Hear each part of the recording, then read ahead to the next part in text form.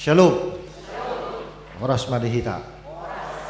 Bapak Ibu, sebelum kita mendengarkan firman Tuhan, sejenak saya memperkenalkan diri di tengah-tengah kita sesuai dengan surat kami, permohonan kami untuk kunjungan gereja, sekaligus diberikan kesempatan oleh Bapak Pendeta Resort saya menyampaikan firman Tuhan. Nama saya Pendeta Ligat Simbolon, istri Boru Sindabariba yang melahirkan saya Boru Regar. Jadi dan mertua perempuan Mursi Tanggang. Dan saya dikarenakan Tuhan 2 anak, 1 anak perempuan bernama Putri kelas 2 SMA dan 1 lagi laki-laki kelas 2 SMP namanya Godwin. Kami melayani sebagai pendeta fungsional di distrik 28 Deposkap, Depok, Bogor, Sukabumi, Kalimantan Barat. Sudah ada 2 pulau di sana, 5 resort di Kalimantan Barat dan 16 resort di Depok, Bogor, Sukabumi. Saya melayani sebagai pendeta fungsional di bawah naungan melayani PAD, Persekutuan Nama Distrik, PPD, PND, dan guru-guru sekolah minggu dan lansia distrik.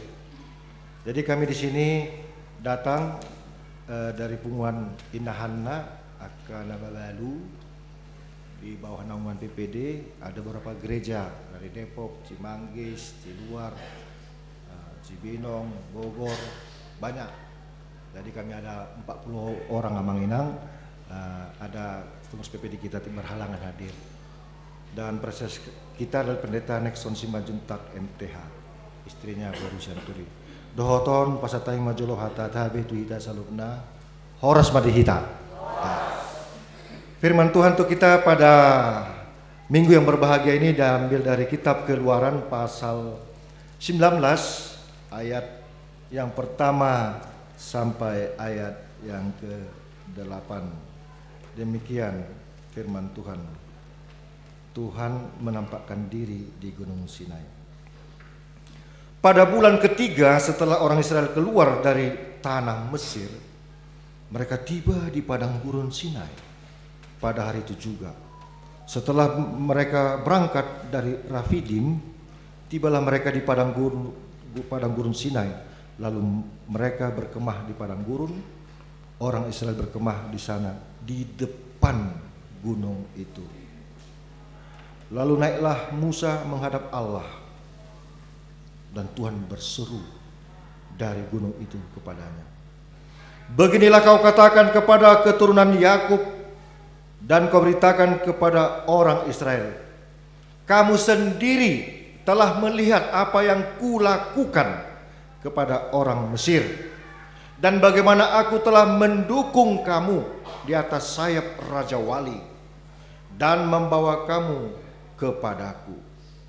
Jadi sekarang jika kamu sungguh-sungguh mendengarkan firman-Ku dan berpegang pada perjanjian-Ku, maka kamu akan menjadi harta kesayangan-Ku sendiri dari antara segala bangsa, sebab Akulah yang empunya seluruh bumi.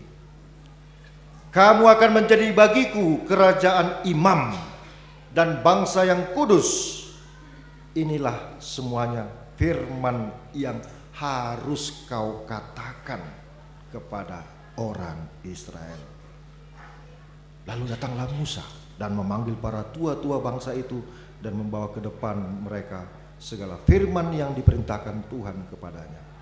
Seluruh bangsa itu menjawab bersama-sama, segala yang difirmankan Tuhan akan kami lakukan. Lalu Musa pun menyampaikan jawab bangsa itu kepada Tuhan. Demikian firman Tuhan. Jemaat yang dikasihi Tuhan, kita semuanya melakukan aktivitas atau aktivasi, dan hidup kita ini tidak terlepas bahkan melekat dari perbuatan-perbuatan. Itu sebabnya narasi yang pertama Tuhan sampaikan dalam teologi buah. Pohon yang berbuah. Buah pohon di Taman Eden ini boleh kau makan buah. Lalu demikian juga Yesus pernah dalam narasinya mengatakan, dari buahnya lah engkau mengetahui siapa orang itu. Dari perbuatannya. Tidak melihat status dia sebagai apa, jabatan dia sebagai apa. Jadi teologi buah. Apabila engkau berada dalam aku dalam engkau, maka engkau akan berbuah banyak. Dan apa saja kau minta, kamu akan menerimanya. Akulah pokok anggur dan kamulah ranting-rantingnya. Jadi perbuatan, tidak hanya status. Itu jugalah yang dipersiapkan Tuhan dalam firman ini. Allah membuat satu rencana indah, tidak lagi perorangan tetapi dalam suatu kaum bangsa. Ini lanjutan dari kisah Abraham, Ishak dan Yakub, mempersiapkan satu bangsa yang besar, bangsa yang diurapi Tuhan, memiliki status bangsa pilihan Tuhan. Sangat dahsyat bangsa pilihan Tuhan. Tapi bukan karena perbuatan orang-orang Israel, tapi karena kasih karunia. Ini status. Tapi tidak hanya status sama Minang. Tuhan juga menginginkan bangsa itu nampak statusnya dari perbuatan-perbuatannya. Dan inilah yang inti cangkang. Tidak hanya iman atau status. Ketika bangsa Israel tiba di padang gurun dan di gunung Sinai, di hadapan gunung. Jadi Tuhan itu digambarkan narasinya seperti gunung yang mengetahui segala sesuatu di bawah puncak gunung. Dan di situ menjadi bagian kekuatan yang luar biasa. Gunung. Di hadapan gunung Sinai. Nah, ini bagian daripada perjanjian. Nah, ini narasi yang sangat emas. Perjanjian baru, perjanjian lama, itu diambil dari kisah perjanjian Allah dengan manusia atau bangsa Israel dan bangsa Israel kepada Tuhan. Ini apa isi janjinya di situ? Tuhan menampakkan tangan kuasanya. Engkau sendiri telah melihat apa yang kuperbuat di tanah Mesir 430 tahun di bawah perbudakan Firaun. Pada ujungnya Tuhan berkuasa 10 tulah.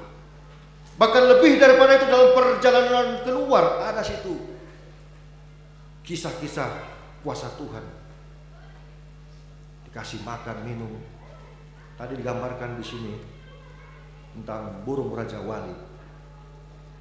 Tuhan mengatasi, tidak ada yang tidak diatasi oleh Tuhan. Segala pergumulan, persoalan, masalah bangsa Israel pada waktu itu. Bagaikan di atas sayap Raja Wali. Aku telah mendukung kamu di atas sayap Raja Wali. Jadi kalau burung Raja Wali ada anaknya, ketika jatuh, induknya menolong. Jadi jelas amanah. Lalu dikatakan lagi, ini janji Tuhan. Satu lagi yang paling emas, tidak hanya status amanah. Kamu menjadi harta kesayanganku sendiri. Wah, mau ditalak batak teh. Anak kokido hamorot diau. Alas diari pe udat pe berjuang bahkan berdarah-darah untuk mendukung Pasikulandak dan lagi asa sukses. Dan lama masa kebahagiaan kita melihat anak-anak kita itu hebat dan baik dan takut akan Tuhan. Nah, ini juga dijanjikan Tuhan. Keturunan Israel, keturunan emas, tanda kutip, unggul. Lihat sampai sekarang Manginang. Bangsa, sesatunya bangsa yang melekat nama Tuhan, Israel dan El. Wah, luar biasa. Kecerdasan mereka menemukan listrik, kemasuan. Kita melihat membuat Facebook, membuat teknologi canggih, pertanian dan persenjataan. Mereka semua orang-orang cerdas. Dan itu diakui. Bahkan sampai ke obat-obatan, penisilin dan sebagainya, banyak. Itu bukti-bukti nyata. Kesayangan. Bahkan dunia ini mengucap syukur terima kasih para penemu-penemu dari orang-orang Israel. Tidak hanya itu, kamu menjadi bagiku kerajaan imam. khusus, lain daripada yang lain. Dan semua akan mengenal Tuhan lewat mereka. Siapa Tuhan? Bayangkan, sepertinya Tuhan itu membuat kekhususan supaya orang mengenal aku lewat bangsa Israel. Padahal Tuhan itu kan menciptakan langit dan bumi. Itu secara universal, diakui seluruh, diimani oleh orang percaya. Tapi secara khusus siapa yang Tuhan itu? Ini lewat bangsa Israel namanya. Lewat kesetiaan mereka terhadap janji mereka melakukan firman Tuhan. IP-nya tinggi, iman perbuatannya. Sonari abang enang mau sekolah tu perusahaan menang PNS, apalagi sekolah pendeta, IP-nya minimal harus 3,7. 2,7 dulu, 2,7, 2,5, sekarang udah 3. Indeks prestasi akademis. Tapi bagi Tuhan bukan itu. IP itulah iman perbuatan. Sebab iman tanpa perbuatan adalah kosong atau mati. Tuhan juga menuntut. Matius 7:21 dikatakan tidak semua mengatakan berseru Tuhan, Tuhan. Khusus untuk masuk ke kerajaan sorga. Tetapi hanya yang melakukan firman Tuhan. Memang iman kita sekali dan penyelamatan Tuhan sekali untuk selamanya, dalam arti Yohanes 3:16. Karena begitu besar kasih Allah ke dunia ini, sehingga Ia mengaruniakan anaknya tunggal supaya setiap orang yang percaya padanya tidak binasa, melainkan beroleh hidup yang kekal. Itu soal keselamatan.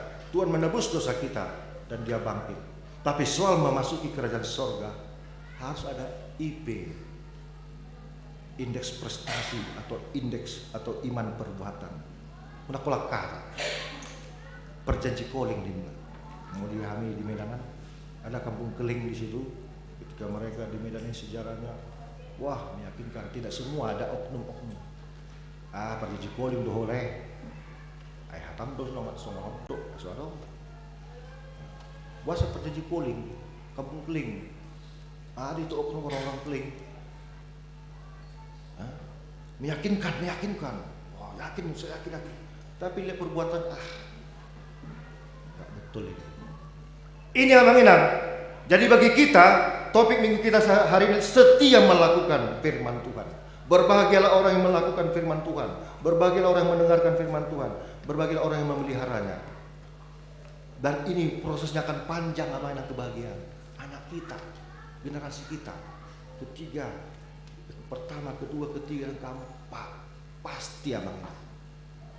Sampai hari ini, 2000-an tahun dunia ini, nama Israel tetap disenangi orang. Orang terkagum-kagum, takjub. Meskipun banyak musuh-musuhnya.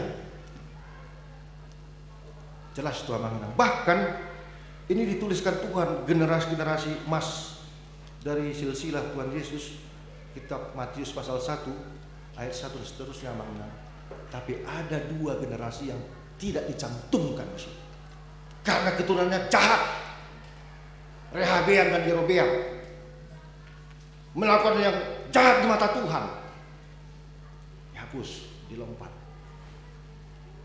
Itu suatu pesan moral buat silsilah itu. Pada 14 jelas. Tapi ada 2 generasi. Bayangkanlah mengenal tidak dimasukkan dalam berita kitab Matius pasal 1 ayat 1. Kalau kita baca di situ, kita telusuri. Ima borakna moloso setia hita Tuhan.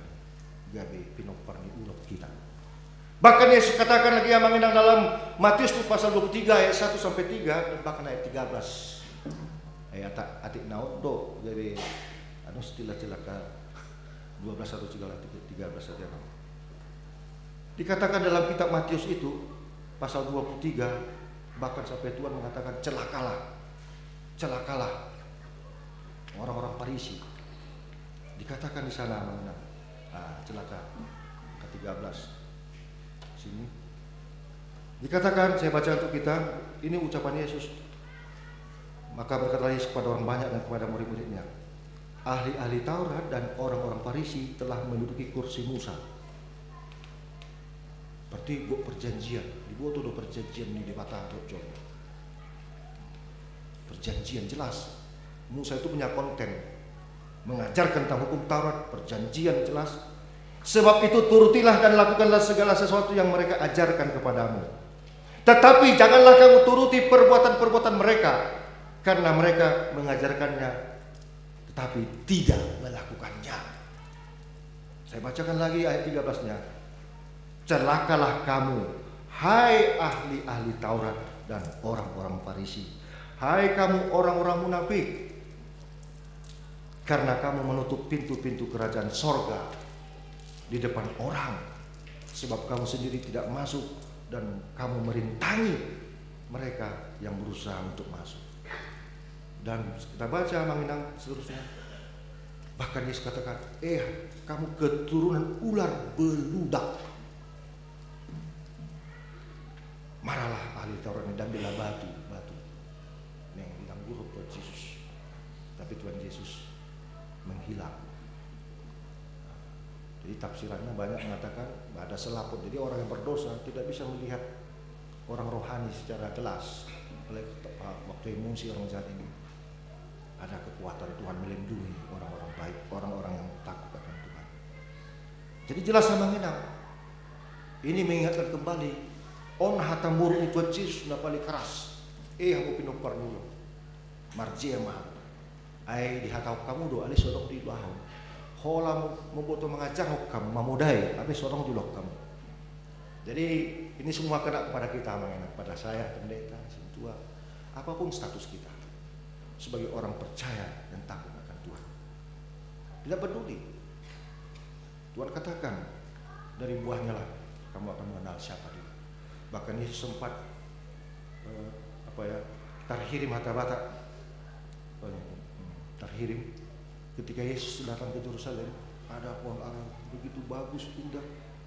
Nah, ini buahnya banyak, manis-manis ini. Makin mendekat Tuhan Yesus, makin mendekat. Dilihat pohon, aduh, tak ada buahnya, percuma. Maka dikutuklah mulai hari itu buah pohon ara. Ternyata bagaimana kita Manginang? Nggak dilihat kita dari Kristen mana ciutur Kristus. Kita tahu mana iman dan perbuatan, supaya tiga tinggal tetap: iman, pengharapan, dan kasih. Tapi yang terbesar adalah kasih. Dari pihak Tuhan itulah kasih karunia dan anugerahnya.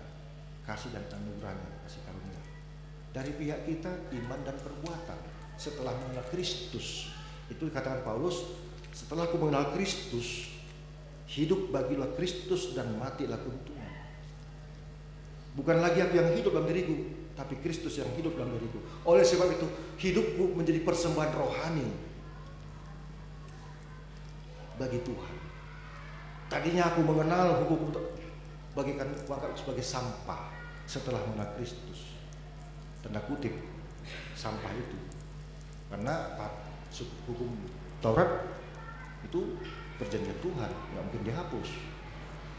Hukum Taurat itu bukan lagi jadi tuntutan, tapi menjadi tuntunan setelah mengenal Kristus. Jadi hidup yang kuhidup ini bukan lagi aku yang hidup, tapi Kristus. Oleh sebab hidup bagi Kristus dan mati adalah keuntungan, sangat jelas. Bagi dalam Kristus, kematian adalah tidur di son maradian. Kematian kita Manginang ketika Yesus mati, itulah kematian kita yang sejati. Yesus adalah tubuh manusia, darah manusia. Dia menebus kita dan dia bangkit. Jadi kematian kita sudah pernah mati. Ketika Yesus mati, itulah kematian kita yang sejati. Mau tupe mati kita Manginang nanti namudun. Karena sudah diganti status kematian itu selama-lamanya menjadi kehidupan selama-lamanya. Berarti sementara tidur, beruntung ke kita. Kamar tes ada kalau 2 meter, 2 meter. Nah, atap kita bumi ini. Nah, nanti kita akan bangkit. Dan tubuh kita ini akan busuk dan menjadi tanah, tapi bauan ada daging tahu semua daging Tuhan Yesus. Makanya Manginang setialah kita melakukan firman Tuhan. Nah, jangan kita hanya malu marede, malu marzanita, malu berkata-kata. Dikatakan dalam 1 Korintus 13:13, Nah, kasih itu sabar, rendah hati, dan segala macam. Apalah artinya aku berkata-kata, punya profesor, doktor, bikin mujizat-mujizat kalau aku tidak punya kasih sama saya yang tong kosongnya dunia, tong kosong dan marisi. Nah, inilah disebut orang-orang munafik. Jadi firman ini untuk para rohaniawan ini sebenarnya, untuk orang-orang pilihan Tuhan. Dan kita telah dipilih Tuhan setelah kita percaya pada Yesus. Terbukti Abang Enan. Sebab kamulah imamat yang terpilih, kaum yang rajani. Paulus berani mengatakan tidak hanya orang Israel kerajaan imam, tapi kita juga yang percaya pada Yesus adalah imamat yang rajani. Tordini huriai di situ orang. Las disima kita persembahan rohani kita. Nah, jadi berjanji kita mengenang alangai itu musita muluk wama inang Tuhan itu. Ingat, kalau kita takut akan Tuhan, keturunan kita tidak akan peminta-minta, generasi kita tidak akan peminta-minta. Dan kalau kita mendidik edukasi anak kita itu akan menjadi panjang sekali masa kebahagiaan kita. Bahkan pingin lagi melihat kebahagiaan. Meskipun kita mati, sepertinya kita akan melihat lagi. Jadi orang-orang Batak, orang yang sukses di kisah awal-awal firman Tuhan di Tanah Batak, Nomensen, luar biasa banget. Ini kata Nomensen, ditanya Raja Pontas Sudan Tobing, Nomensen, amang, mulu gabe porsian itu Tuhan Yesus, ama upana, malak bahasa ate, mulu do tami ama upana, itu parbuene do neng daputan, ama parbuene do, mulu porsian itu Tuhan Yesus. Dan pada waktu itu mulut Nomensen mengatakan tidak masuk surga, ya kan? Karena dia tahu konteksnya nanti itu surga dibahas. Yang pertama pintu masuk, molo persiamu di Tuhan Yesus, gabi bangsona maju, bangsona terpasu-pasu. Begitu. Sejak itu Raja Pontas Sumentul menerima Kristus. Halal juduk betul. Gereja GWP Reformador nggak maju betul. Saya tergagum-gagum, ada gereja di sini. Baru pertama kali saya sini. Mungkin yang lain juga. Wah, hebat sekali, adem ayem. Tapi dalam pikiran saya pasti ada perjuangan yang berdarah-darah untuk gereja ini, pasti. Luar biasa. Tidak gampang. Ini buah iman, memang. Kita rasakan. Jadi ya mang, dapat lagi jam B, karena ngarung B, ison buah-buah di rumah kita cukup 25-20 menit marjan kita, alana lanjut musik. Jadi mari kita setia melakukan firman Tuhan supaya kebahagiaan kita ini panjang. Kita akan tahan banting karena nama kita melekat nama Tuhan di sana. Nama saya Liga Simon Setia, ada ya di belakangnya Tuhan. Angu pesongoni mereka uma elmensi. Wah, nata buat. Yala tahu lama hatani Tuhan ini gaya martua mahita. Amin martangan mahita. Terima kasih Bapak, hari ini kami sangat bahagia, senang hati, bergembira atas firman. Tiap-tiap kali kami mendengarkan firman-Mu, kami merasakan kehadiran Tuhan lewat Roh-Mu yang kudus. Sehingga kami dikuatkan bagi kami yang lemah. Sehingga kami dihibur bagi yang berduka. Sehingga kami mempunyai pengharapan yang hidup untuk masa depan. Tuhan, kami yakin dan percaya Roh Kudus-Mu yang melakukan segala hal yang baik lewat diri kami, keluarga kami, anak-anak kami. Biarlah kami Tuhan melakukan firman-Mu tidak hanya sebagai pendengar-pendengar, tapi kami jadi pelaku-pelaku. Dan kami juga apapun status kami, rohaniawan, jemaat, tidak hanya berkhotbah, tapi juga melakukan seturut dengan kehendak. Terima kasih Bapak, berkati seluruh jemaat HKBP Bandung Reformanda ini, dari yang kecil sampai lansia, tambah-tambahkan sukacita, rezeki, dan kesehatan. Demikian juga Tuhan, anak-anak kami yang sedang ujian dan telah ujian, berikan anak yang pintar dan terlebih takut akan Tuhan, mereka lulus, naik kelas dan tamat pada waktunya. Terima kasih Tuhan, sebentar kami akan berpisah satu sama lain setelah ibadah ini dan lanjut ibadah berikutnya. Berkati kegiatan ibadah selanjutnya. Demikian juga berkati Bapak Pendeta Resort, Pendeta Santuri, dan seluruh majelismu dan seluruh rencana kegiatan pelayanan sesuai dengan warta jemaat yang telah kami dengar. Terpujilah nama Bapa hari ini sampai selama-lamanya. Amin. Kita puji Tuhan.